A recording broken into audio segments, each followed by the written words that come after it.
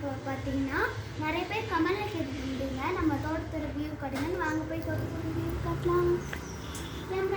வாங்க. என்ன ஒரு ஆள் காணும்னு பார்த்தீங்களா, அவங்க ஸ்கூலுக்கு போயிட்டாங்க. வர்றதுக்கு வந்துட்டு 5 மணி ஆகும். இப்போ 3 மணி தான் ஆகுது. பாருங்க, இதுதான் நம்ம தோட்டத்தோட வியூ. இது வந்துட்டு கொய்யா செடி, அது வாழை மரம், அப்புறம் அதெல்லாம் பார்த்திங்கன்னா ஒரு குட்டி குட்டி செடி, ரோஸ் எல்லாம் கூட இருக்குது.